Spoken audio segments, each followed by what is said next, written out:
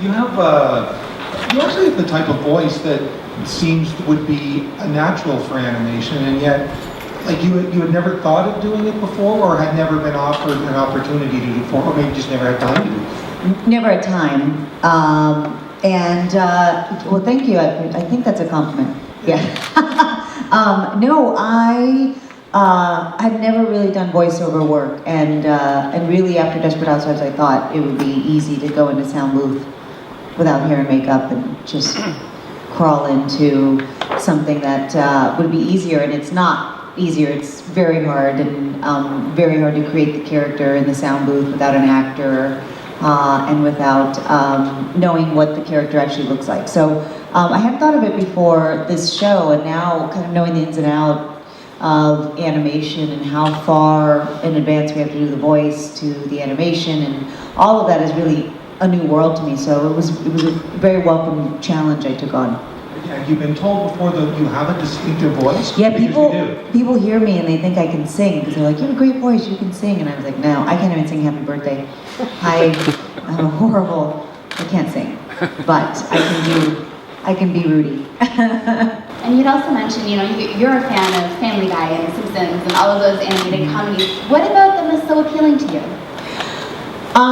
What I love about animation is you can really push the envelope that in a way that you can't do in live action. In the pilot, Rudy gives her son a peanut bar and he blows up like a balloon and they have to take him to the hospital, and she's like, "I didn't know." And so, that's kind of a really great fun visual you can do in animation you can't do in live action. Also, particularly for women's voices in animation, anytime you do a bad mom in live animation, she's attacked and judged and just torn apart, and we're like, this is comedy, we're poking fun at life. And so in animation, I feel like, women can be funny, and they're allowed to be funny, and I love that animation being an outlet for that. Is going from playing characters to controlling the characters and being an executive producer on a couple of shows now, is that kind of the natural evolution that you kind of saw your career? Yeah, I've always been purposeful in my drive and ambition to create my production company many years ago. I've been developing a lot of television. I have other than Mother Up, I have Devious Maids coming out from Mark Cherry in June on Lifetime, which has been a lot of fun, and helped Mark with that since its inception, since he had the idea of wanting to do that show. I was also, I became famous, or I had my success very late in life. I was 28, 29, not late, but I wasn't 17, like some young, I wasn't a child star. And so I had worked in corporate America. I have I already graduated from college, and so I kind of had all of that business background, and I love that aspect, because entertainment, as an actor, there's no recipe for success. You don't really, you can do what I did and it wouldn't work. In business, there's barometers of success. There's tenets of success, and if you do these things, that will happen. And so I kind of like that structure a lot better than just being in front of the camera and saying lines and crossing your fingers and hoping that the product comes out well. So yeah, I'm a little bit of a control freak in that way. And then just as a follow-up, you already mentioned Devious Maids. Can you just comment a little bit about the controversy surrounding the show? That's out there without the show even being on the air yet? I know, I'm very excited. Pressed for the show. I guess it's an interesting take with our community, because maids are very stereotypical in how they've been portrayed. What I believe in the show is that they've never been portrayed like this. They're the moral compass of the show. They're funny. It's the first show to ever have 5 Latina leads in television.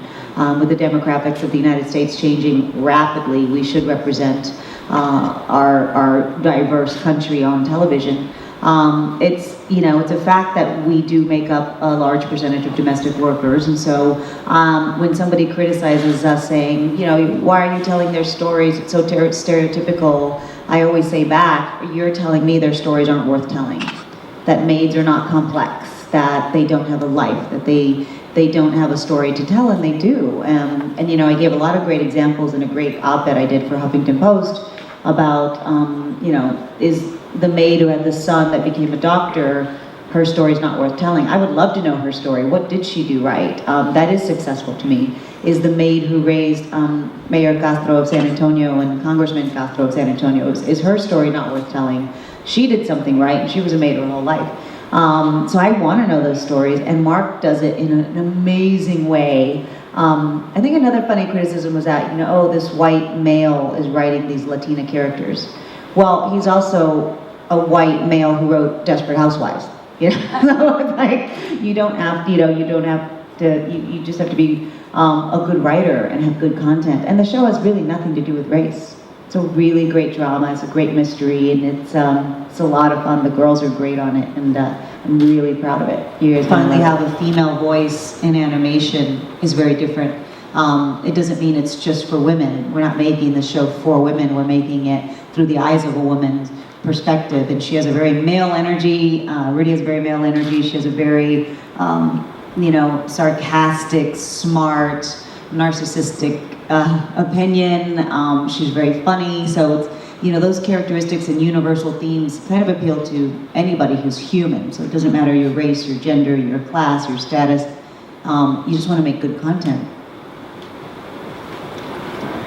Hi, just a follow-up to the Desperate Housewife question. Is it going to be a Desperate Housewife movie anytime soon? No. We've said that 1,000 times. No. I miss the girls. We always said the difference between us doing a movie like Sex and the City did was Sex and the City was on HBO, which was 11, 12 episodes a year. They only went 6 seasons. So there wasn't a lot of episodes out there. We did 24 episodes a year for 8 years. I mean, we fully explored the characters. I couldn't have one more affair or kiss one more person. Like I was, we exhausted the storyline. Mark Cherry says it way more eloquently that there was every character on the show had really kind of gone to its fullest limit. So no. You don't get to push the envelope as much as in cartoons. How far will you be pushing the envelope in this? Oh my gosh. How far can you push the envelope in this as it is an adult cartoon? It is an adult cartoon, so there's a lot of bleeping. The content's very inappropriate and funny. It's in the realm of your Family Guy, American Dad, Simpsons. It's a little more risque than The Simpsons. But it's funny. It's really funny, and we can push the envelope. So we're really lucky to be able to have the format to do it. When you have a show that's that successful as Desperate Housewives, is there a pressure to replicate it, or is it liberating to do something that's so totally different? For me, I don't have to replicate the show. No, I probably do the opposite. I try to do characters that are far from Gabby and the show. The difference between Rudy and Gabby, I always say with Gabrielle Solis, she was my opposite. She was, hated being married, wasn't very domestic, was a horrible friend, didn't want children. So she was like the exact opposite of me, so it was really fun to play her. Rudy is nothing like anything I've ever been, so she isn't even opposite of me. She's, this really fun character that I get to create totally. I have zero reference to create her, and so that's been a lot of fun. Did you get creative?